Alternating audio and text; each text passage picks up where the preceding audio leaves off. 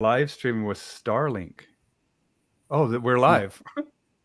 Starlink. okay. So Elon Yep. Musk, the guy, the billionaire guy that just bought Twitter. I just got his internet here, and Wow. so far so good, man. So it's working. I guess if it's good enough for Ukraine, it's good enough for you, But huh? it says that we have low YouTube or low signal. So we'll see. We'll see, man. We're gonna find Okay. out. So just in case it works, or if it doesn't work, then we'll Yeah. figure it out. But if you know Okay. what, I'm optimistic. You know what, I'm saying it's gonna work. So Well, there you go. do you So see it? Do you see it on I'm there? doing no. Okay, let me see. What's up, ladies and gentlemen? I'm here with Nelson Hodges, the one and only, and we're going to figure out how to share this on the Canine-Human Relationship Institute page, as well as anywhere else. So I'm going to help Nelson right now with that. How you doing, man? I'm doing well. If I was any better, it'd be criminal. Well, we don't want that. Okay. And other such lies. I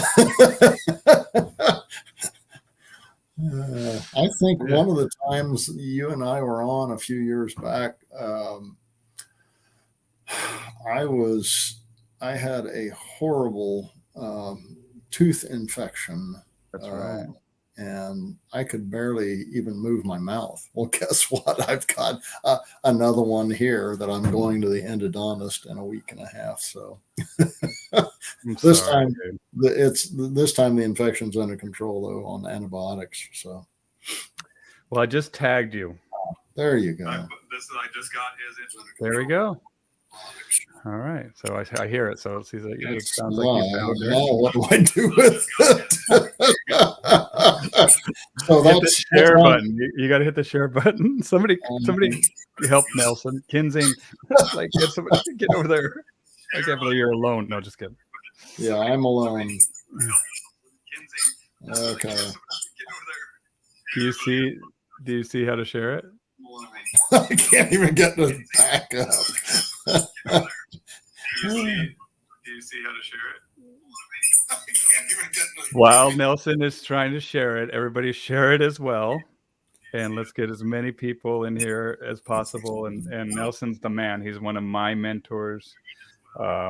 He's definitely somebody that's building an impactful institute of and not only that, but we were talking about a focus certification course too that I want to get into that he's going to be working on as well. So we were talking about you might need, did you share it? I shared it on my personal, and now I will do it. Did you share it? Okay, it's you might need to turn it down on your end there. Time delayed here, yeah, on me. Okay, so just bear with us 1 second, folks. We want to get as many people as possible on our live stream before we. People have been asking, so yes, and people have been messaging me as well, wanting Nelson back. Nelson is he just does things a little bit differently. That is true. And I like the way you do things. Nelson has spent the night here in my spare bedroom back here a couple of years times. Yeah, done some seminars here at the property, and we'll talk about what he does, and we're going to share some photos to illustrate the different things that he does. But I'll always remember, man, the follow the dog exercise. And let me see if I can. I think I got a photo that I can just to kind of illustrate the follow the dog exercise. But and then you can explain what's going on here. But what I want to say is, like, my neighbors are sitting there on their front porch. And they're watching, and I have neighbor gates that are open, so my neighbors can access my property. They can access, or I can access them. Or we trust each other. And the people at the class didn't realize that was my neighbor's property, which is fine, But they started walking over there doing the follow the dog exercise, and my neighbors are sitting on the porch watching these people, and they're from Mississippi. My neighbors are. And they're just watching these people coming over from my property. And he's like, the most peculiar thing, man. The dog would come over and sniff the bush. The person would sniff the bush. Then the dog would, I don't know if this is what follow the dog is. It looks like it. Is this what this is? Do you know, Nelson? Actually, this is not. This is out of course 2. Oh, okay. One of the dogs was doing, but yeah, that's fine. It's illustrative. Right, like sniffing, like when you follow the dog, Yeah. it's a relationship-based exercise. You literally follow the dog, and there are rules to it. I explain it in the RBBM class. That's course 1, and it's the kind of the culmination of the 3 days. That's the last exercise that we do, and it's really to introduce your dog to you, because most people don't know who their dog is. And I'm talking about Look at who's here. 35-year trainers. I just shouted you out, Kinzing, because we wanted your help with Nelson to share the window or the live stream. There's my beautiful wife. Hey, Dawn. Hey, Dawn.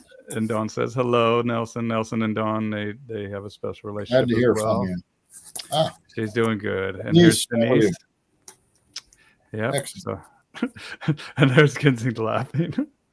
Well, he got it figured out, obviously. So here we are, and happy to help translate. So we got her here, and if need be, man, I could even send her a link, and she can come on here or whatever. But I just picked out a photo. We got plenty of photos to share, but that's my neighbors are watching these people, these crazy dog people, come over to their land, and then what got me was one of the dogs lifted their leg to pee. And then the lady walked over there and lifted her leg to pee, right where the dog lifted their leg to pee. Yeah. Trust me, I've got stories from many, many years of these things. I mean, I've had about, I guess around 800 to 1,000 trainers go through course 1. Beautiful. Over the years. And, everybody talks about the follow the dog because it's impactful to them. They've never known what their dog was interested in. Their dog's interested in showing them who they are.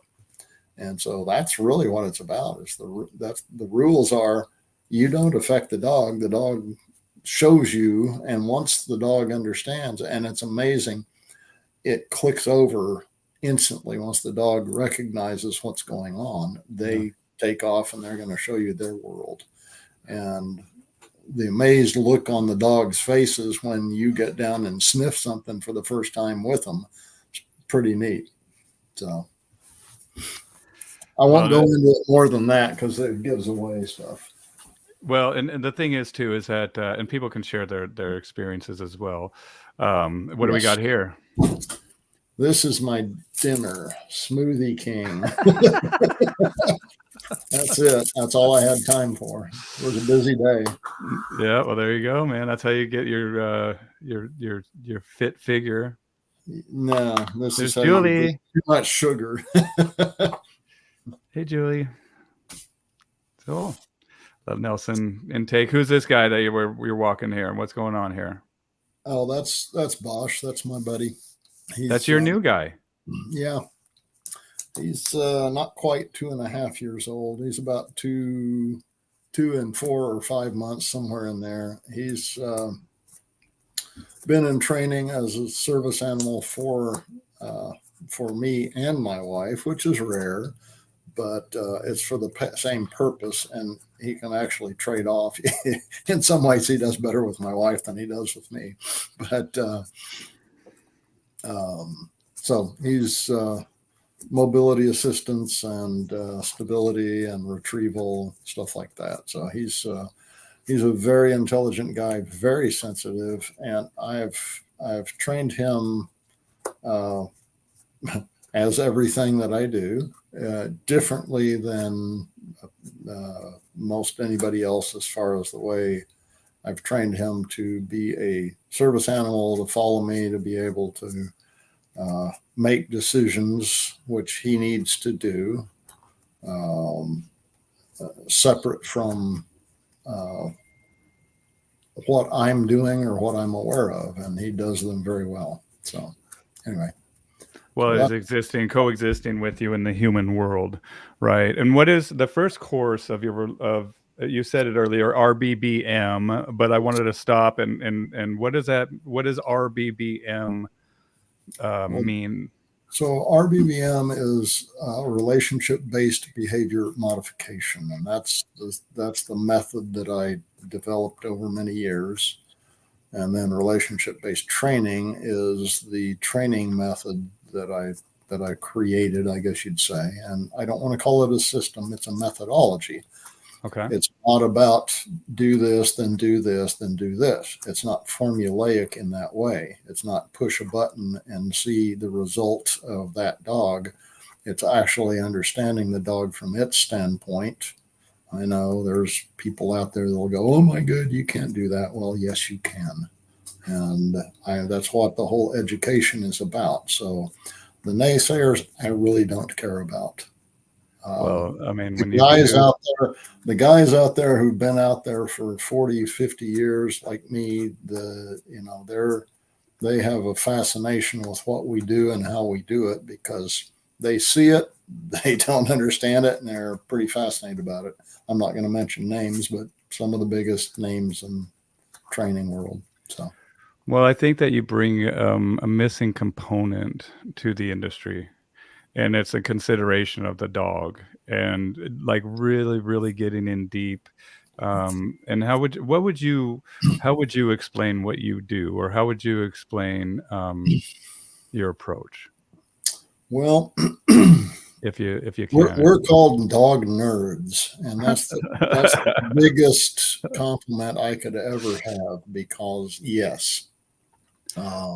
Our program, hold on one second, let me read this. Our program is not focused on creating formulaic training method for you. Our intention is to allow you the time on your journey to absorb the knowledge, lessons, and skills we teach so that you are able to integrate them as an art form. Freaking beautiful. Our goal is to help become the best version of yourself that you hope to be. So it's bigger than just dog training, man. Okay. It's way beyond that, yes. And it Beautiful. involves the human. There's two parts to it. And when you work with a dog, it is a human brain to a canine brain. That's what it is. And there's very big differences. All the physical crap doesn't matter. You cannot, don't break your arm patting yourself on the back about how great you are and what you can make a dog who's wanting to work with and for you, what you can make it do. That's ridiculous. That's just arrogant ego on the part of a human. Mm-hmm. Sorry, You're good. I'm on a mission, buddy. No, I understand. I'm tired of the guys out there on the internet. I shouldn't say I'm tired. I get bored with the guys on the internet showing all their how great they are, and I'd rather see the dogs. I'd rather see what the dogs can do. You cannot train a dog to do anything it is not already possible for that dog to do. So all it is actually reaching the brain, communicating properly, and reinforcing or getting that dog to understand this is what you are asking of it. And when you break it down to that, it changes everything. Because now if you understand the dog from its standpoint, in other words, history, language, yes, I teach canine language, not in the way that people think, but to understand it from the way humans can conceive of it and show them. So history, language, behavior, motivations, and lastly, but mostly, frankly, neurobiology. Motivation, which is the root of all of this, right? Well, except for the motivation always goes back to the one main thing. How do I survive? I meaning human, dog, whatever that individual is. When I've probably for I don't know how many years, decades, I've been on the phone with somebody, some trainer somewhere on earth for probably an hour to two. Present company included. 200 times a year was the average. Never charged for it, still don't, and helped people. And the answer was always, how does this dog see survival? And so you look at that from the dog's standpoint, and it makes perfect sense. Then you have a pathway forward to change the mind of the dog. How do you change the mind of the dog? It's called neuroplasticity. It isn't about Same way to change our mind, right? Yeah. And so if you can affect that dog in the right way, first of all, you have to, so in my methodology, I've got a lot of sayings, as you know, there's a lot more than you've ever heard, because I try to boil it down for people. And the boiling where down, they can digest it in a way. And 1 second, dude, guess who just joined? Guess who's here, man? Hey, George. Hey, buddy. Get better, buddy. I love you, man. I love you. I don't mean to swear to Nelson, but I love you, dude. I love you, man. Yep. I'm sending you so much love. And for you guys that don't know, George, he had a heart attack and he's getting better. But we're going to be doing an episode where we're going to press his GoFundMe and we're going to raise money for you, George. And we're going to get you taken care of, dude. And just know that in the physical world, you got this. In the metaphysical world, we're praying for you, and we got you, man. We love you. I'm just so happy that you're here. I was just watching your video or watching your website. We're with you. 1000%, man. I just didn't realize he was here. So, and he says, smile, Nelson. For you, I will do that, buddy. There we go. You got Nelson to smile. Easy to teach a dog to work with you. It's even easier to teach him he doesn't want to. Dang. Yeah. Dang. And then we got John joining us. I miss you, John. I need to do some catch up. Yes. So and what you do and it is a process, and you do it, and where you left off is like you put it in sayings and analogies that it makes it much more easier for people to digest. Yeah, I mean, it's people have made posters and memes of what I've said, like stop fussing with your dog, and then they have a photo of everybody fussing with their dog. But people fuss with their dogs so blankety blank much. I mean, truly, they're constantly fidgeting with the leash and making it do this and making it do that. They can't possibly focus. So part of my methodology is you first. And that's literally, I mean, if you take it and say you first, okay? If you want a dog to be a certain way, you first. That's going to affect the dog.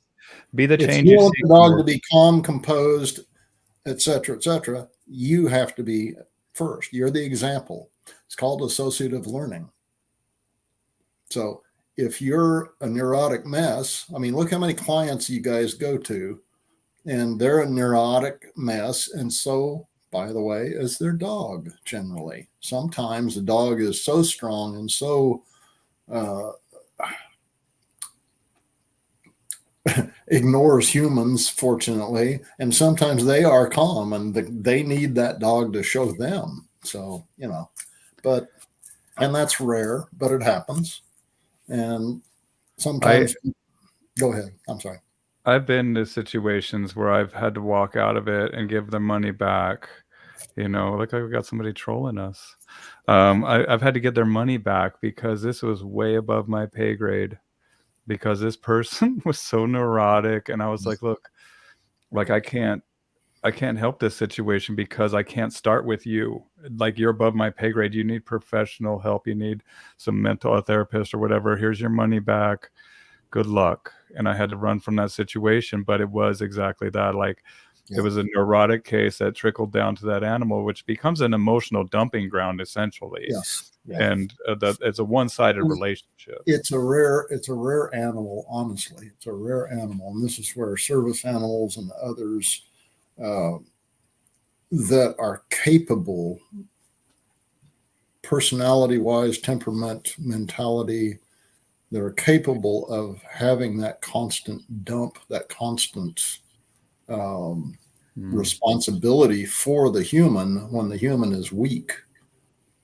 And the weakness may be something, maybe a medical thing, et cetera, et cetera. Amber says, That's why she thinks it's important to bring mental health of a human being. What a huge freaking elephant in the room that we're not even discussing, man. And we're talking about behavior. Yeah. Well, and that's what we try to teach at the Institute. At a certain point, people start understanding they're taking the journey. The knowledge is going with them. And they are on a journey. And that's one of the things. Course 2 is a 9-day, 24/7. You're with that dog. And let's see if I can find some people. Process. And that 9 days, I tell them you're going to go on island time. If you've ever been down to the Caribbean, or if you've ever been in Miami airport watching the people come back from vacation versus the one going down to the islands. The guys going down to the island, they're still on their phone and watching the watch and all the other stuff. And the ones coming back, they got their hair braided with seashells and they're in sandals and big old beard. And they just, hey, man. So it's that switch, that happens. And it takes about 3 days, that 72-hour biological period that we teach about. And the dogs and the humans are learning about each other at that time. So it's a completely different thing. It's not about training the dog. It's about reaching that dog. It's about understanding the dog. And these guys this is a course 2 photo. These dogs, they all have issues.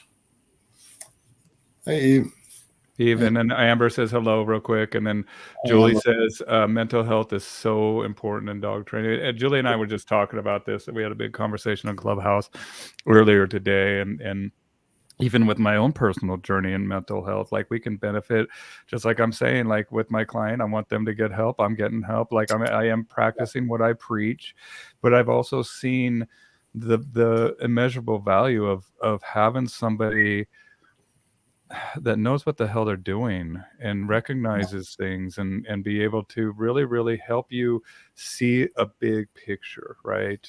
And in doing so, do you know what happens, man? You calm down. It calms you down because you have a better understanding. And I assume it's the same for a dog. It is. And knowledge isn't everything. Perspective is. Because if you're able to with experience, a different experience, which is what we provide them at the Institute, if you have a different experience, it changes your perspective. And if you have a different perspective, you can look back at everything you know already, and then you're going to study it from a different standpoint. You're doubling your knowledge. Actually, you're tripling it, because then you begin to study and look at other things. This was all those two, the last picture and this picture, are from the last course 2 that we had. Is this Caribbean time that you're talking about? What do you think's going on here? Do you need a drink of water or anything, or you gotta? Oh, you need to lay off the. I got a little choked up. Did you? Kidding. What's going on here? This is discussion time. We have class time. We have a lot of exercises. We do an average. It's not. It's not a physical regimen, so to speak, but we average several miles a day that we walk, work with the dogs, et cetera, around both on the Institute property and off, because I actually have great neighbors that allow us to use their acreage as well. And we go down, back roads and stuff like that, just walking. Yeah. So that's just open land next to us. I know that all the neighbors. Your hand there. What is that? They let us. That's a trek pole. Trek pole. Yeah. That's another subject matter altogether. So, what do those dogs think of those cows off in the distance there? Unprocessed hamburger meat.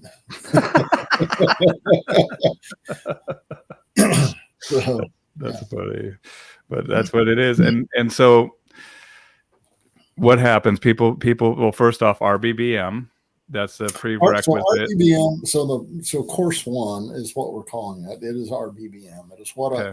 that's the quote unquote workshop. Here's the problem. Everybody in the dog world thinks that it's all about workshops.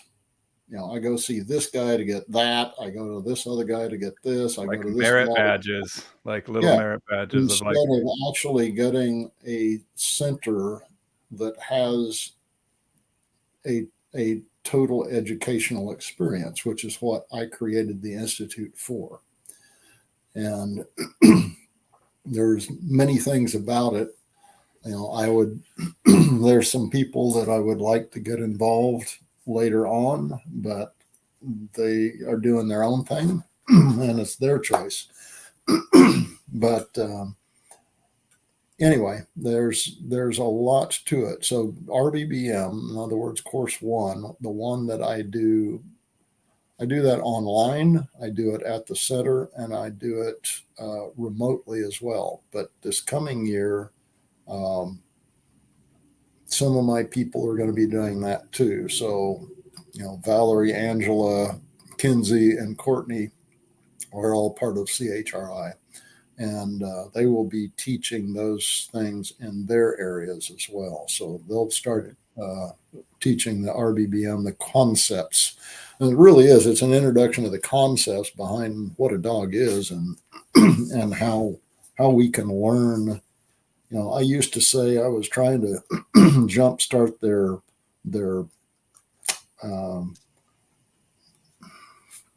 hate to say, scientific, because, well, there is some of that, but there's history, there's all sorts of things, trying to jumpstart it 5 or 10 years so that they began looking at things differently. Well, and not only that, but it's a prerequisite, because not only do you go into just what is what is a dog, first and foremost, predator, right? Predator mind, and we just breaking down that brain, and then breaking down human brain, and even the sagittal crest, right? Just talking about that, like people didn't know what that was, right? And it's like, oh, what's this little bump on the back of my dog's head, right? What's it there for? What's it there for? Yeah, you got to know the structure of the dog, the internals. You have to understand the brain. You really need to. Well, you don't have to. You can muddle around for the rest of your life, or you can actually learn. So explain how important it is to willing give away more than you're taking. If only you're taking, you don't need a dog. What is this going on? I work with veterans, dogs, and PTS. Yeah. And I explain how important it is to willing to give away more than you are taking, right? There you go. If you are taking and you don't need a dog, in my humble opinion. Excellent. I agree, Dee. Go, Dee. Yes, yep. That's everything. When I've worked with veterans with PTSD, I give them a dog to rehabilitate. At least that's what I tell them. And then them doing that actually helps them. It's what helped me. So. Well, that's profound. I mean, but do you know what it does? It allows us to open up to experience that space and to experience a moment instead of projecting ourselves into trauma, essentially. Yeah. Safely for that person too. Safety, and not only that, but bringing a healing aspect of a good relationship, and not only that, but strength through understanding the trauma, the physical and mental trauma of things like combat.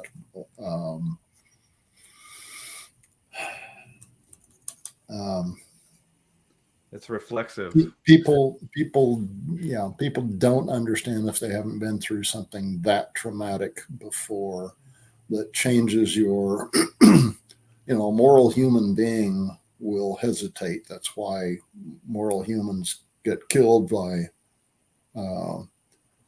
criminals, because immoral ones. That's right. And because they don't know the capabilities or the thought processes of that dark mind. Right. And know that evil exists in this world, and that to not know about it gives the evil one an advantage. Correct. And so that's what I've spent the rest of my life trying to teach people, the physical aspects, the mental aspects, and all of that as well. So we won't get into that side of things. But anyway.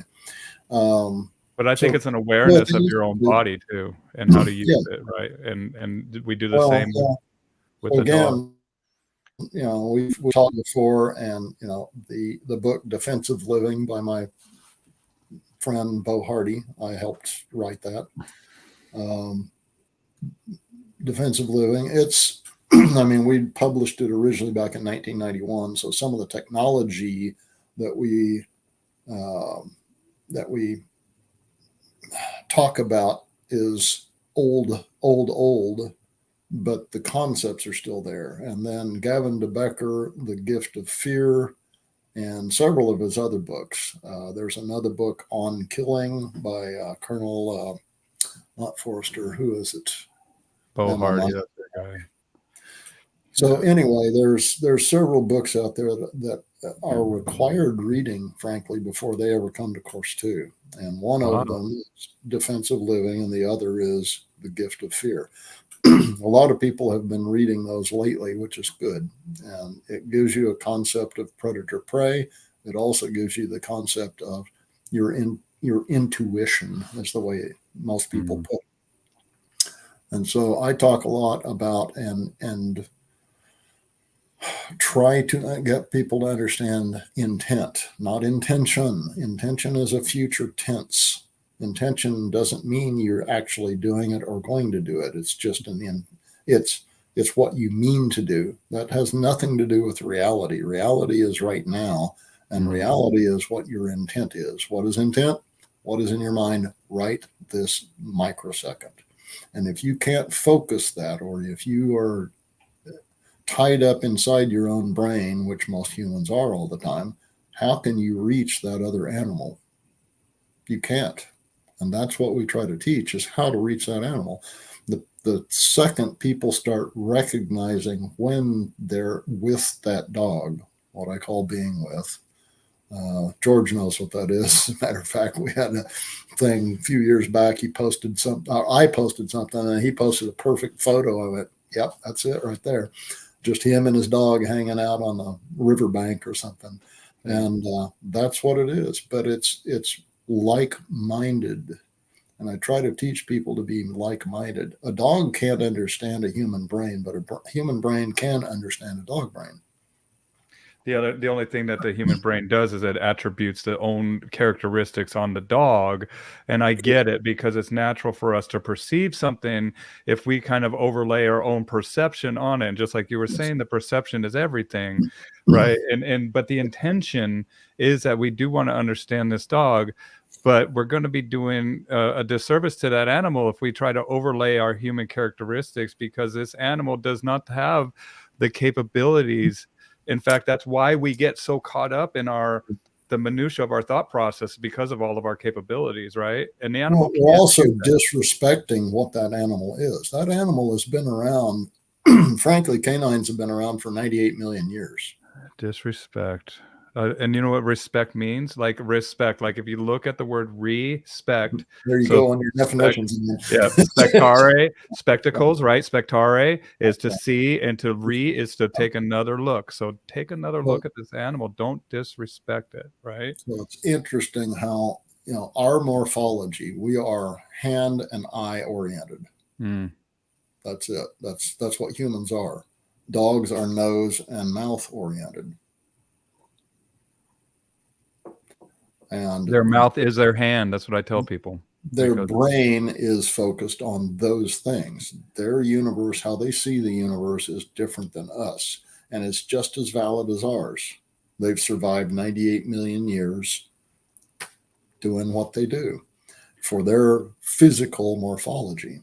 And if you can't respect that, then you don't know crap about a dog. Sorry. Well, and it's not going to. Sorry, I don't mean to be so. I'm usually a lot softer with my. With your approach and terminology. Let's look at some of the more of these pictures that we have here. These are cool, though, man. And so is this what you're talking about? Do you think, of just kind of like getting it? This is like day 4 or 5. Usually day 5, we go out on a several mile walk down the road, and then we take breaks every once in a while, a little water break, and the dogs. I mean, these are not necessarily dogs that get along with other dogs either, but Right. this is they become we become a unit, the humans and the dogs, and it's the best thing that's ever happened to them in their lives, and they recognize it and they don't want to mess it up. And that's really what the relationship is about, getting them to understand that they can trust us where they couldn't trust humans before, and they can trust each other where they couldn't trust dogs before. So Imagine uh, what weight is lifted off their shoulders when that happens. yeah, they give it up. Most dogs don't want to be in charge. They think they have to for their survival purposes. That's it. And they're only in charge of themselves, essentially. And so once you can get them an understanding that we've got this, you have to live in a human dominated world. I'm sorry, guys, but you do. And you don't have a choice who you go with. So you end up with somebody. And here's what humans mean by these things. It's not what you think, which is why dogs have problems with humans and humans have problems with dogs, is because they have a different understanding of things. And so we do idiot primate things, and the dogs think we're absolutely crazy. And sometimes it's scary. Sometimes it looks like we're weak. And that's what we try to show them slowly and surely, what humans mean by these things, because those dogs have to go live with somebody else. We're working with those dogs as clients. So they're living with somebody else, and they have to understand it. It's not just teaching the human. They have to understand what it means, what humans mean by certain things. So they have to live in an environment with humans. Anyway, yeah. I often tell my clients, this is for the dog. This is for us. This is for the dog, right? Yeah. And so there is a lesson here. We have two different species that are learning how to coexist and habitate together, right? And and that's what I tell fosters too. Like, I want to do some foster seminars with some rescues, and also I do some Zooms with some breeders where I give tips and tricks as a dog trainer that are going to keep these dogs in the house. And I do tips and tricks with the fosters. And a lot of times I'm like, man, it's not, unless you want to keep this dog, it's your dog. It's your job to teach this dog how to exist in the human world and be a polite, representative, so this dog will stay in their new home. I don't want this dog thinking that they can jump all over the furniture. I don't want this dog thinking that this is just like what do you call it? MetLife or Met where it's all free everything. Like, this is not what this is. This isn't an all-inclusive resort, right? This is actual structure. This is learning time, because what we're gonna teach this dog, the dog needs to draw back on when we're not there, and it's essential life skills and existing in a human world. Yeah, and dogs are very malleable, very malleable. There's JD. What's up, JD? Well, what about him, dude? Like, with those Rotties, man. We will chat later. But he's doing good. He's doing awesome. Love you, JD. I've been working with him too, and yeah, and I'm happy to hear that he was working with you too. So, and that's he was. Now he doesn't talk to me anymore. Anyway, so this photo was at the last Fearful Feral Dog workshop that Julie Hart asked me originally to come out there a few years back, and this was the third year in a row that we've done this. Now we actually, Julie did the work. Julie Hart. I don't know if I mentioned her last name. Yeah, you did. Julie put the time together. To edit all 3 years into one course. Fantastic. And it's online. You can link to it through our website or through hers. Okay. And it actually resides on her stuff. So, part of the monies go to her causes, part goes to ours. But Fearful Feral Dog Workshop, I keep hearing from everybody out there, nobody else is teaching this stuff. They don't know how to teach it. And especially It for can the become a shit show really quick, man, if you don't know what you're doing. You know what I'm saying? you can't, I mean, you can't do the things that you normally do and reach a fearful animal and do much good with it. So that's what that whole thing. I mean, if you've ever worked or you ever work with any type of fearful or feral animal, this isn't being mercenary. You need to go online and take that course, or you need to come out to New Mexico and next year and do it again. We have to limit the number of people because these dogs are already terrified. So we limit it to about 16 each year. That's it. Well, and the thing is that these dogs have figured life out on their own, man, and they've been successful at doing it. And they don't need humans, and they don't trust humans. So. And they do not trust humans, man. And the biggest thing, the one thing that stood out to me on the website, the CHRI website, is art. It's an art, because sometimes you're going to go into a situation and you're gonna react based on that moment of that situation, right? It's not going to be like, oh, here's what I'm going to do, and then I'm going to do this, I'm going to do that. I have no clue what I'm doing. Like with some of these feral dogs, like you come in there and you're just like, where I'm just sitting here and letting this dog adjust to my presence as a millimeter into his environment. Yes, and there's a lot of answers for people in that course. You get to see real time me working those dogs for the first time they've ever been on a leash or been around humans that wasn't in anger, or all of that stuff. So I mean, it's the real thing. You want to see a trainer work a dog, there it is. Not this other stuff with dogs that are bred to work with you. So well, it reminds me of nothing almost wrong with that. Don't get me wrong. Don't get all upset about it. But it almost reminds me of busting Broncos. Throw away. Busting Broncos. Busting or breaking. I mean, not. I mean, in a way, it does, because just the nature of how wild it is, and like even once you get that line on that dog, I mean, alligator death roll sometimes or whatever, and it's just like, I will tell you now. This is just me. I have never been bitten by a fearful or feral canine of any type, wolf, dog, etc. I've been bitten by a lot of others, but I've never been bitten by one of those terrified animals.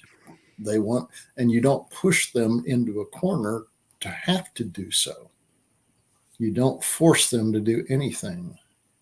There's a lot of slow time that you have to know how to. Anyway, I would highly recommend anybody working with dogs, period, to take that course. It's not that expensive. It's online. You can do it on your own. It's hours and hours and hours of material. So, and Julie did an excellent job at editing and adding texts in and all sorts of stuff. So that's one of the things that's online. Another course that I did fairly recently is a nutrition class, and it's not really a nutrition class. It covers that, but it's about the canine digestive system and explaining it. Oh, no kidding. Okay. And what nutrition means. It's not an either or type thing. It's not, oh, do this or do that, or just use that, or go to this method or whatever. I mentioned Wendy, and I mentioned, all these other books that are out there on stuff. It's go do your own research, but It's really putting it together. and I do, give some advice on what I developed for my clients over the years, including what I've learned over the years with some, I'll say, medical type of conditions people would think of as medical, when in fact 70% of the immune system is fed by nutrition. Yeah, I believe that. And the all medication does is to slow things down, infections, etc., to allow the immune system of the animal to take over. That's all it is. So it's not the medications that are solving anything, it's the immune system. So if you understand what a dog is, what it needs nutritionally, and how it absorbs, what it can process and what it can't, then you can keep your dog healthy. Now I've got a dog downstairs right now that's 18 years old. That's Wyatt. Wyatt's 18. My old My dog. my last, this is a Siberian Husky, and my last, matter of fact, she was at conference 3 years ago. Dude, how come this dog poops more than any dog that I've ever seen in my life? Why? We're talking about true nutrition. As he gets older, like this food, I know that his system isn't as effective and efficient, and Yeah. so I mean he eats more. But man, I'm like, dude, you just went like, and it's like huge poops too, man. It's very So I interesting to will me, tell you that you know. fibers, any type of fibers, water soluble or non soluble, are used for different purposes. One is for diarrhea, the other is for constipation. And the reason is because it either lubricates the system and makes it flow, or it bulks it up and slows it down. And so, grains are fibers, all sorts of things are fibers, and they are necessary from time to time. It's not that you avoid them completely. Yes. But canines, their wild state of protein versus carbohydrates right now, with what most people feed them, is way out of whack. It's about 2 times different, literally. Like No. as far as like doubled up protein, like they eat way too much protein, or way No, too much what carb? they're eating, they're not eating. First of all, they're not eating as much animal protein as they think they are, because the Yeah, protein, meal is the protein that's listed is both plant and animal, and I will tell you that they can't interesting. process plant proteins. Like from soy, that's processed from soy or whatever they Yeah, extract it from. Okay. but they can, in a kibble, for instance, or a canned, food, they can list it as total protein. So a 33% protein is probably 17% meat. So they're only getting a tiny little bit. That's why you don't just feed one thing. Anyway, that's coming out online in a couple of weeks. Awesome. Well, I think it's important. It's a short class. It's very inexpensive. It's a short class. It's, I think, 5.5 hours total. Well, just so you know, I put the links to the books that you were speaking about earlier, Defensive Living and Gift of Fear, Okay. in the comments if you guys are interested in reading that, because they are prerequisites, for some of these courses to kind of get an idea of the predator mind. Now, if people, I definitely highly, and that's why Nelson's here, you guys, like, he's one of my personal mentors. He's one of the people that I've called when I have cases. I called him when this dog was licking my pee. Like I peed. I was out walking this dog. I had to pee. So I'd go pee, and this dog was very interested in my pee and like really licking. And I mean, I don't mean to gross anybody out, but I was fascinated. I'm like, I got to call Nelson. I got to call Nelson. I'm like, dude, this dog's licking my pee. What's going on, man? And he was just like, the dog's very interested in you. That's what you said. Yeah, it's, they're gaining information about gaining more information and health wise and all sorts of stuff. That's right. But I was freaked out, man. I was like, what's going on here, dude? But so the base stuff, we've kind of changed a little bit at the Institute. And one of the things that has come about in the past 1.5 years is the realization that what I was teaching as courses 1 through 5, which are the main, what we call certification courses, because it's to become certified as a relationship-based trainer. Right. That's my method. That's my system, if you will. And sorry, it's registered and trademarked, so no one else can claim to be, although there's a lot of people out there that are right now. I'm not going to waste my time going after them, but the people who are actually certified in this methodology are listed on, they're the only ones listed on the website. So anyway, and it takes years to get there, literally 4 or 5, even 6 years to get there, with a lot of study and a lot of, frankly, repetition, because we go in depth on stuff. Just course 1, people have taken 5, 8, 14 times because there's so much information in there. And it's different every time. Course 2, that's the 9-day. You live with a husky or a German shepherd or whatever else that we use at the time.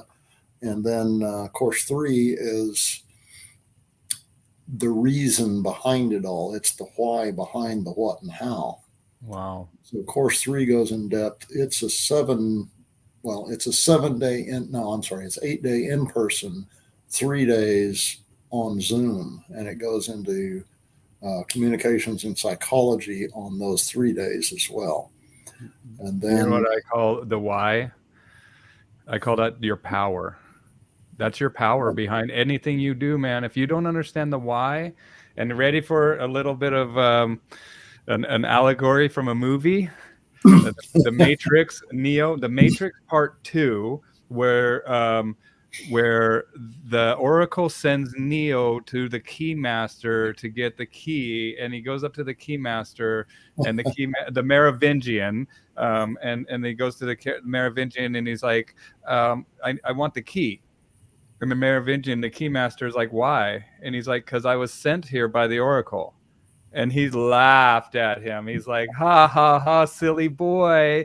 You are spinning your wheels in causality. You have no clue why you're doing this. You have no power to you. You're just floating. You are, does that make sense? And I mean, it's powerful to know why you're doing something, man.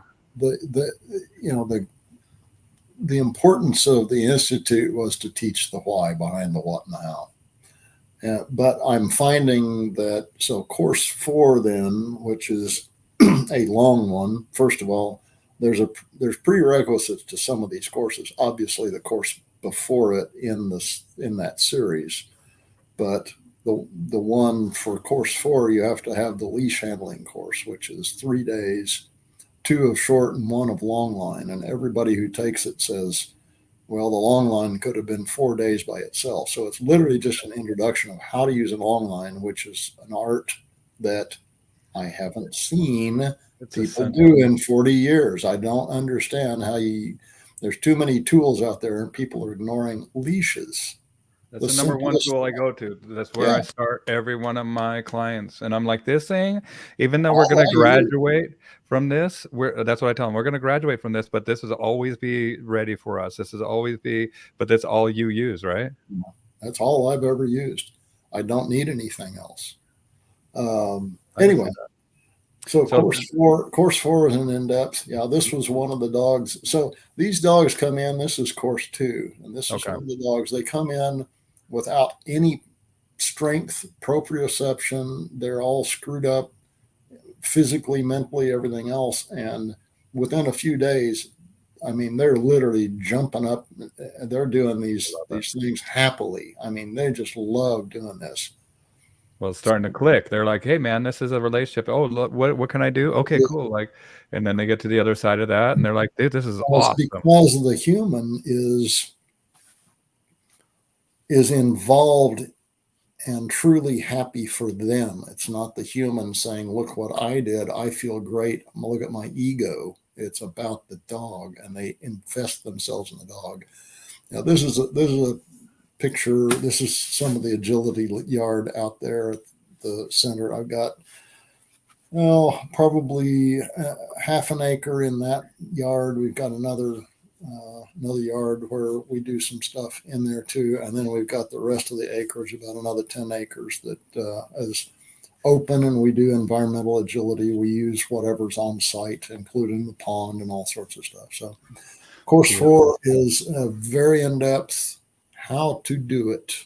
This is the one that I've just created because nobody was interpreting how to do these things in training. So it is literally this is how you train a dog. And it isn't just about sit, stay, down, place. It's not about the basics. It's about how do you layer, how do you add to, and how do you get complex things out of those basics. It's like using A, B, C, D, etc. to write words and then learn how to write sentences and paragraphs. Once you learn how to do that, training becomes easy because you're actually using the relationship that the dog can understand. Well, and you know what? Even as a veteran dog trainer, I learned so much just in the first RBBMs that I've taken, you know?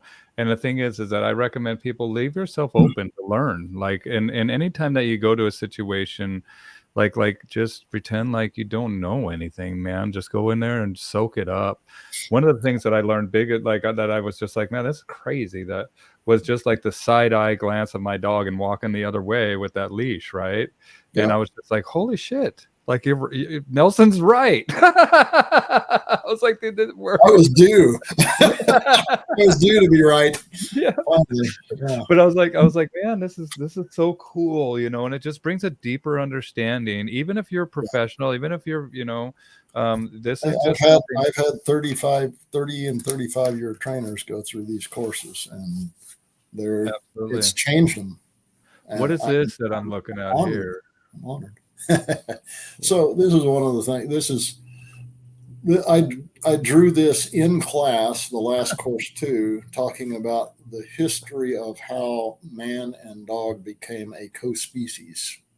Okay, I see Africa there. I see Europe. Yeah. Africa, Europe, Asia. There's Siberia. There's India, China, Japan, etc., etc. So just out of memory, I just drew that quickly, and then I talked about the history of where man was, where modern humans were, and when we finally bumped into the three species of subspecies of wolves that became dogs. Yeah. And that was 45,000 years ago. We have been living with dogs for 45,000 years, or proto-dogs, essentially, what became dogs. And if you don't understand the history of how we came to be, literally, how humans came to be, we are different because of that relationship with canines. Yeah. We became better hunters, better organizers. We understood territory differently from them. Our brains have changed and actually gotten smaller. Their brains got even smaller. Yeah, wow. There's that dog just having a blast. Yeah, look at that, tail up, and yeah, she was. I mean, that was incredible. So those are the changes that we see in just a few days in those dogs. And when you invest yourself completely, and that's where it's almost like people come there, they don't know what to do, and they're almost afraid of doing anything. There she is. And that was a beautiful photo. But just show the pride, man. Look at that head up. Like I'm here. I'm on top of the world, and I'm experiencing life, man. And you know what? That was a great dog. She became a great dog. You know. So anyway, it's history matters because if we don't know where we come from and we don't understand, if you don't understand the relationship that canines have had in our history in helping us survive, period. If you don't understand that, how can you respect what that animal is? If you can't respect it, you're not working with that animal. You're telling it what to do, and that's it. And you're arrogant, and it's not. You're missing a big part of the picture here. I think a big part of the lesson that we were meant as, you know, as the dogs to teach us a natural law, you know, of the way of the world, you know. And look at who we got here. This was the last course 5. So Kinsey was there to help me. Kinsey on the far right. Here's Kinsey. That's me on the far left, obviously. This is Nelson. Here's Nelson right here. Yeah. This guy right and then with Bosch, my buddy, my fellow trainer. And that's Laura Sobolewski and Tammy Hull. They're the 2 newest certified relationship-based trainers. There's only 9 on Earth. And they're the ones that are going to be carrying forward with the RBBM courses. The 9 of them are certified to teach those. Could be some of them, yes. I mean, Okay.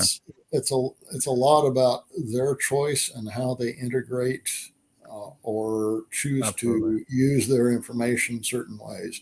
The course 5 is the certification course. Course 6 is actually the instructor course. Oh, okay. So the next course would be that. Oh Yeah. man, I got to share this one. Look at this lucky guy. Yeah, do I look happy there? Yeah. They do. Yeah, You look like, oh crap. Crew. No, That's just the kidding. crew. No better crew on earth, I'll tell you. Yeah, look at that. Great shot, man. Yeah, Great shot. Some brilliant minds.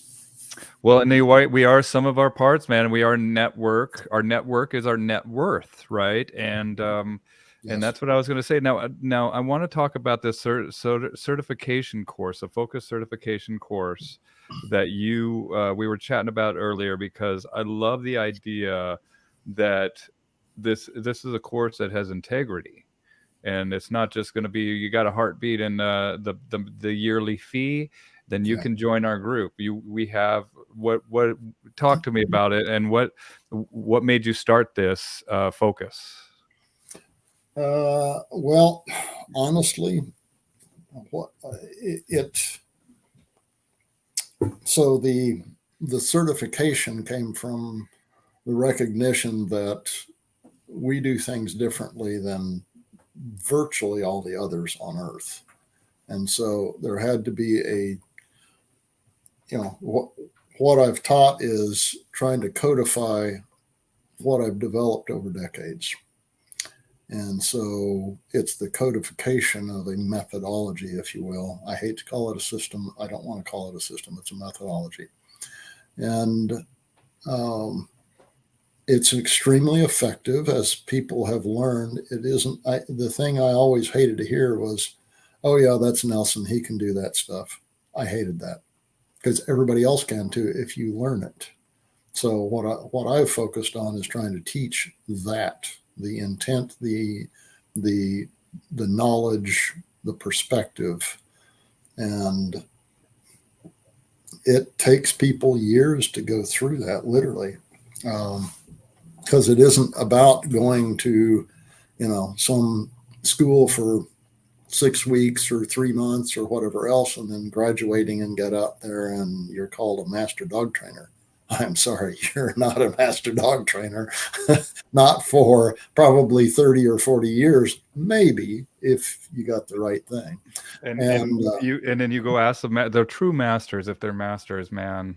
And yeah, you're going to find out. I mean, that's it. Just like when the dust settles, that's it, man. Like, there's a lot of people that come into this industry hot, yeah, and that burn out really hot too. But there's people that have been through thick and thin, and like George's and the Lindas and the Nelson, like all these people that have been training dogs longer than I've been alive, that I've existed on this planet. You didn't have to say that. So so the certification is, first of all, you go through these extensive courses that are extremely deep. The rabbit holes, people can't believe how deep they go, and they're never ending, frankly. The number of subjects that you can go down and that we discuss, and each class is different because of that, because they have different questions, there's different examples, there's different dogs, et cetera, et cetera. And so, and people have repeated several of those advanced courses because they just wanted to do it again and learn more. But it's, course 3, 4, 5, 6, they're only offered once a year. And the reason is because you have to learn the lessons from the last one to come back with the right questions. Otherwise, you don't go all the rabbit holes. Well, you know what? It's a 3-part process to any experience, man, right? There's the preparation, and then there's the experience itself, and then there's the processing afterwards.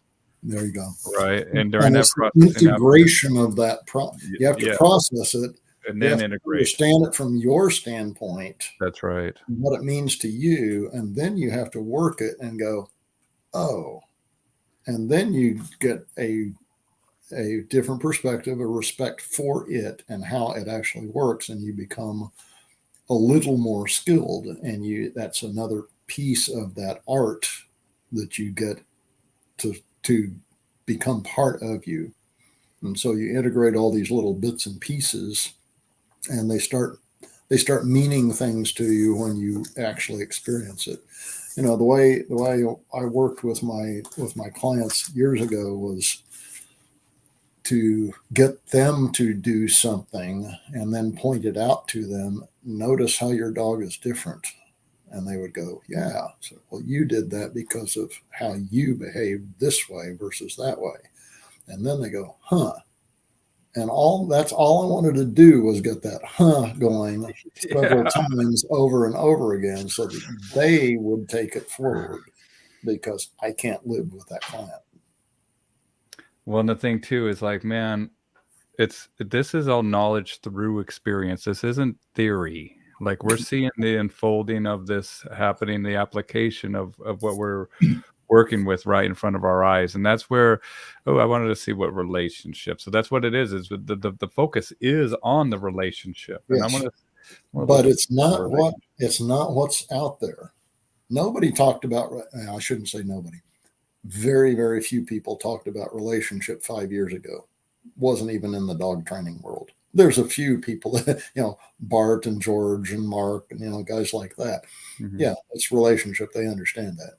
It's not about the dog to you, all those guys out there that are doing stuff. It's not about the relationship of the dog to you. It's about you to the dog.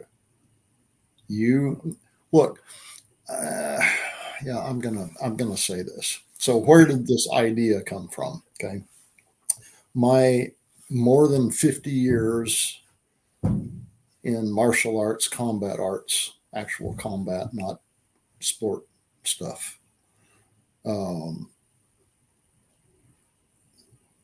I've lived my life according to 4 precepts: discipline, honor, respect, and humility. And that's what this whole institute is about: discipline, honor, respect, and humility. And if you do not contain those, you're not going to get to level 5. And the pathway is the whole thing. It's the path. It's not it. If you're looking at it, you will never get it. You're just a collector of information. And collectors don't make it. There's collectors who've come through a couple of the courses and then they never show up again because they realize it's not about them.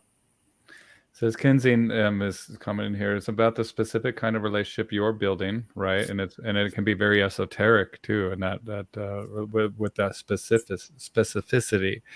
I was told years ago that relationship training was simply, I don't bribe dogs with treats. I use myself and praise as the reward. It's so much more than that. It's a cooperation, trust, and respect of both ways. Yeah. It's a symbiotic. It's a symbiotism. It's fulfillment. It's equal fulfillment, right? So the martial system that I've studied for almost 50 years, I was introduced to something else and then got into the one that I'm one of the Haidan board members is Taijutsu, Taiyoru, which comes from Japanese. It's the Japanese police force, Osaka and Tokyo police, but that was created by samurai. It literally is samurai. And samurai doesn't mean badass. Samurai means to serve. And so the way you serve society for your role, but it's with honor, respect, humility, discipline, etc. It's the same thing at the Institute. You serve the dog, you serve the others. That's what it's about. It's not inflating your ego. So, Boy, I'm really dishing it out tonight, aren't I? Sorry, we're usually a little more soft about things. But I think that it's Sorry, good, man. guys. You're doing just fine. The way in which two or more concepts, objects, or people are connected, or the state of being connected. The state of being connected by blood or marriage. That's the way of two or more people groups behave towards each other. So, and you know what, man? I often tell people you need to connect with that dog. You know, and I've had a lady be like, "How do I do that?" And that's where I'm like, they don't know. Yeah, they don't even know what it means. They don't even know what it means. Yeah. Sometimes they're like, "What do you mean?" Well, they don't have the concept. And I'm just like, I It's don't just a know how to refrigerator. explain it to you. How do you explain it to somebody, man? Like, I don't. I bought it. I feed it. There it is. That's all they know about it. So, Yeah, that's, I don't know. So the Institute is,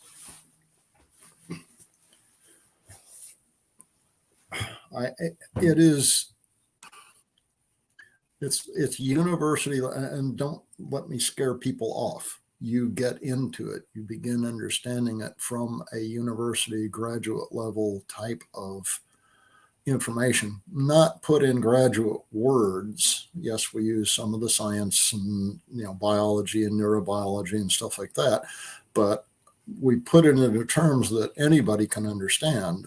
So don't get scared off. It's education for professional trainers from all over the world. It is not to become a dog trainer. Now, if you start this way, that's okay. But you have to have experience too. You have to work a bunch of dogs. Otherwise, that process lengthens out a lot. So we've actually had, let's see, well, we haven't had any non-dog trainers graduate in certification yet. We have one person who teaches certain search and rescue dogs, but doesn't really work with clients that way. So she's the only one, but she's certified, and by God, she's good. Well, SAR dogs they're so fulfilled, man. They're like, yeah, dude, let's go.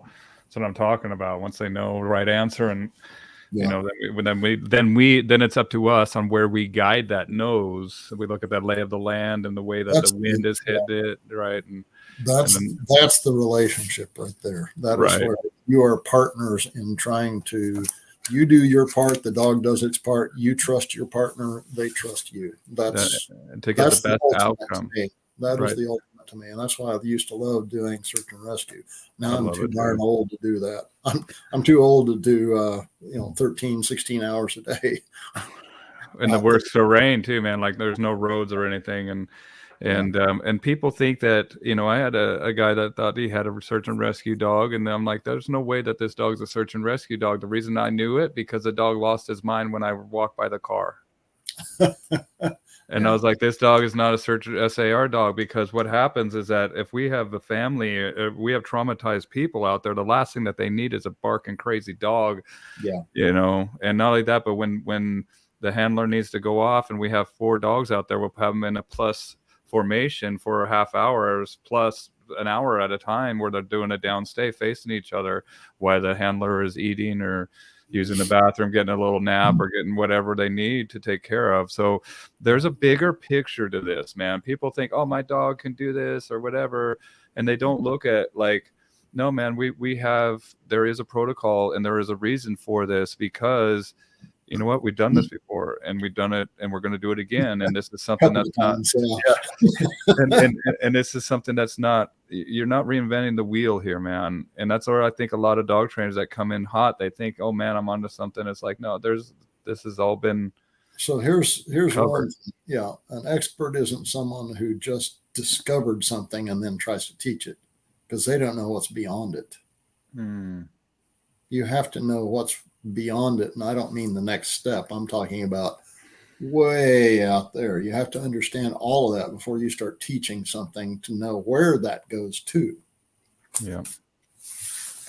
And it's life cycle. of Yeah. how valid this knowledge is and how far it's going to go. And then when how many thousands of times have you seen it work or not work, and what are the permutations of all of that? That's right. Yeah, and the outliers and there's so many things here. As a newer Edie, dog Edie, high five, girl. high five, girl. I want to get in. Yeah. Newer dog trainers see so much human ego, and it's not about respecting the dog. No, That's where you go. I'm glad you're seeing this at the beginning as a newer dog trainer. One of the things, I started teaching the RBBM years ago. That's all I was teaching, just to introduce concepts to the trainers of what I taught to my clients. And that course, literally, that course 1 is literally what I taught my clients. It's more expanded than I would spend the time with my clients, but it's the same types of material, and I would teach them those things.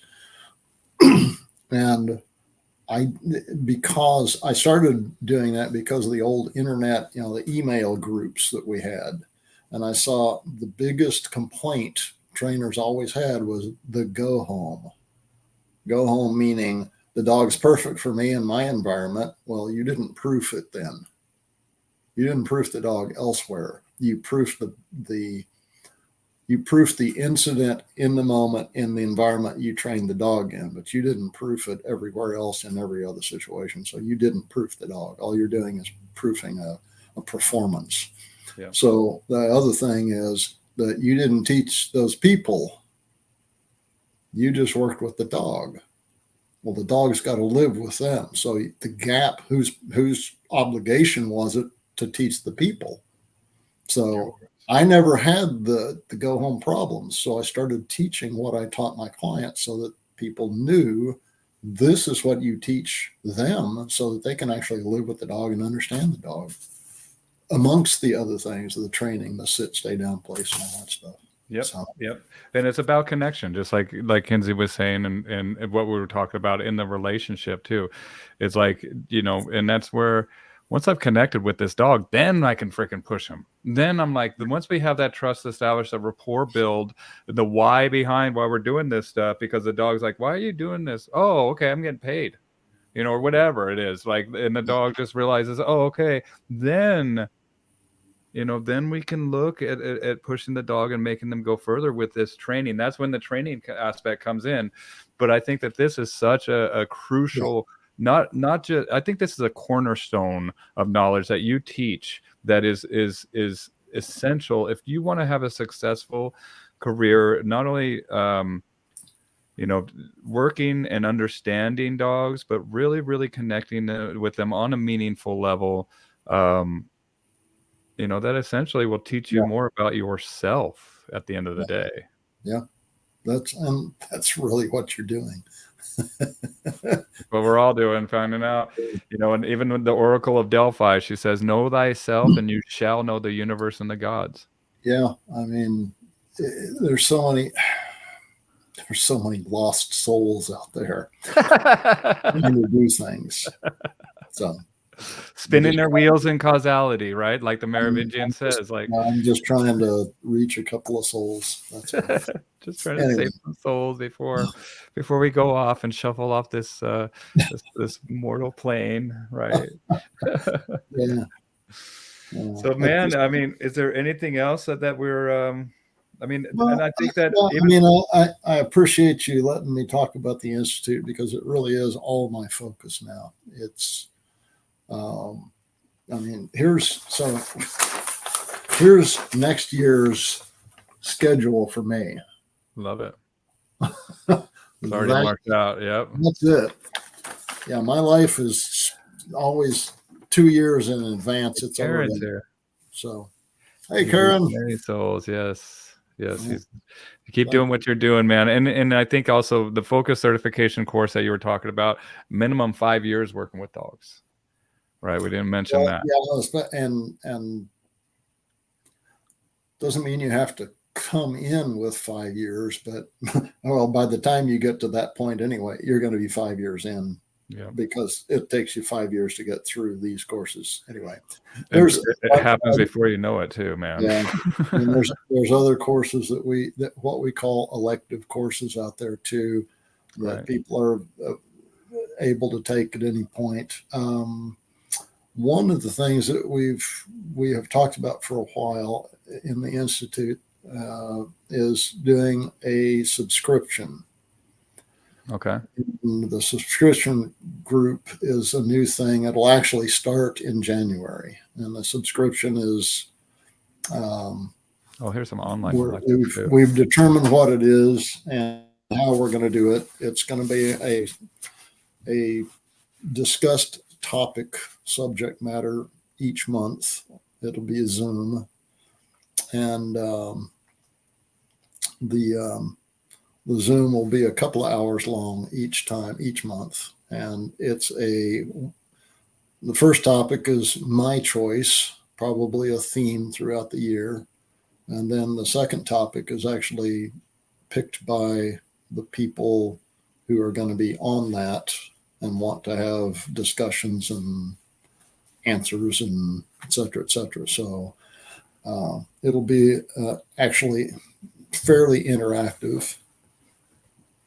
And so we're hoping that helps trainers and others, frankly, that want to learn more about dogs, dog behavior, all of the things that we teach. So beautiful. I mean, that's a membership, but it's also just that ongoing. And sometimes it's like two people don't have the biggest budget too, and they save up for the classes, and in the meantime, they can still gain benefit from belonging to the network, and until the money and the budget is realized, and you just keep learning. And we're trying to we try to keep our costs down for people, because we know it's an expensive thing. However, if you look at it, the cost of you can't afford not to 5 years. The cost of 5 years of courses at the Institute is less than 1 year at a university. So how much is your education worth? Yeah. And not only that, but it's like one of a world-class, one of a kind. And not only that, but you have that network where you can follow through, and I highly recommend it. And if you do it, I'm definitely interested. I might join it myself. So. Okay. Outstanding. I'd be honored. Awesome, I would be honored with anybody joining it. But I mean that truly. Well, and I want to come down there. I'm going to take. I have a video guy, so I've got so I'm going to come down there and see maybe when you do some of these courses of once a year thing. We'll be in talks, but just keep doing what you're doing. And then I got to plug something really quick. I'm doing a Patreon, you guys. So if you like what I'm doing here, check me out at patreon.com/bowwowbills. And let me see. I'm going to see if I can put it in the comments down below, so I don't have to do it after.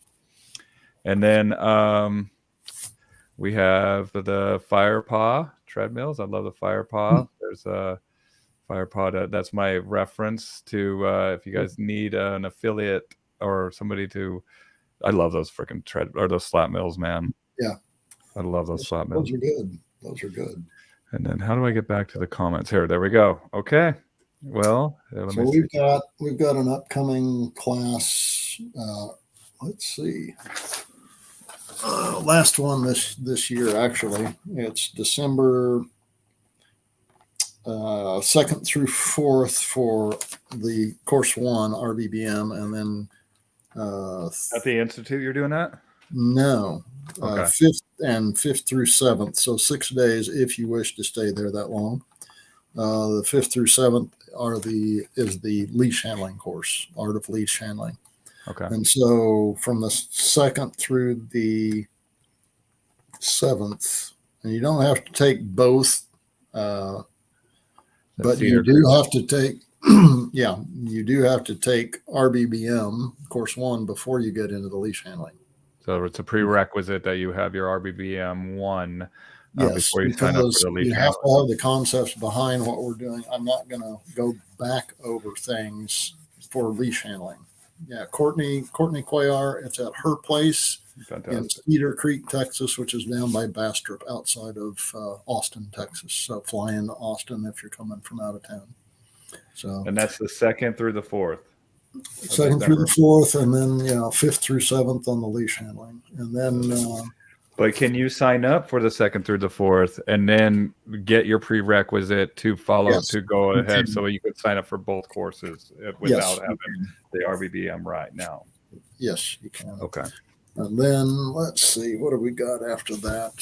Next one, my next course, other than the online RBBM, which I think is full. I do the onlines, do 3 of them next year. I think that one in January is full.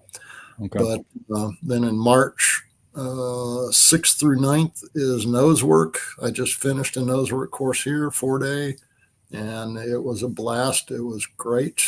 People learned a lot, had a blast, and we're going to do it again. I did it up last year at Kinsey's place in Seattle, and we had like 20 people go through that. We ended up doing a field trial, and we did the same thing this time, and I was surprised at how well all the dogs did. I was surprised how good the people did. I expected the dogs to do well. That's their universe. But so it'll be nose work and art of leash handling at the center. And then when you say nose work to a dog, the dog's like, "You mean work?" Yeah. Oh, you mean normal? I get to smell around. Yeah. And then the next one, I've got RBBM, the in person at Angela's place in Lovettsville, Virginia. That's April 27th through 29th. And then tacked on to the end of that, April 30th through May 2nd is the art of leash handling again. Great. So those 2 together. And then I go to the Netherlands and do the same thing over there. Okay, man, you're busy. That's in May. So those are the upcoming things over the next 6 months or so. All right, and then the best way is for people to go to the CRI Institute. What is it? .com? The website, yeah. And Angela handles all that. Angela Luke, she handles all that. Thank God. It looks great. Without Angela and Kinsey and Valerie and Courtney, I wouldn't be much. Our network is our net worth, man. And I just put up a link to the website in the comments. So if you guys want to follow up with Nelson, sign up for these courses. I highly recommend it. But just like he was saying, man, like we're not a collector of merit badges. This is meaningful, and it's going to be stuff that you are going to be going down rabbit holes. You're going to challenge some concepts that maybe you might held as truth, that you might see some holes poked into. Oh no, you will. There's no way. No. But just I love when people say, "Oh, I'm going to collect more. I just want to collect tools into my toolbox." I'm going to kick your toolbox so far away it won't even exist anymore. I'm going to kick your toolbox into the river, and I'm going to shoot it with a shotgun. No, the concept is, if you already think you know something and you're just collecting pieces to put in there, you haven't gained anything. You're a ship in the water. You're dead in the water, man. And you're getting ready for a dog to come show you how much you don't know. And they're out there, dude. Or scare the heck out of you, yeah. Well, that will show you how much you don't freaking know, man, dude, really quick. But it can hurt you. It can kill you if you're not careful with some of these dogs. And don't fool yourself to think so, And so. Well, thank you, man. I appreciate you. And sorry it wasn't one of our rambling catch-up things. Sort of was, but it was. But we'll stop, and then I'll see you on the other side here. So let's say goodbye to everybody here. Bye, everybody. Bye, everybody. Thank you, guys. Appreciate it. Yes, I appreciate you, man, and keep up doing what you're doing, and keep marching to your own beat, Nelson, and. That's not in doubt. Keep playing your music, man. I just bought a piano. We'll get into it, but bye, everybody. Nelson will be back, I'm sure, sometime, and check out his courses and thank you. And learn as much as you can. Yeah, always. That should be your goal in life, is to continue learning. Period. It never stops. Always evolving. Bye, everybody.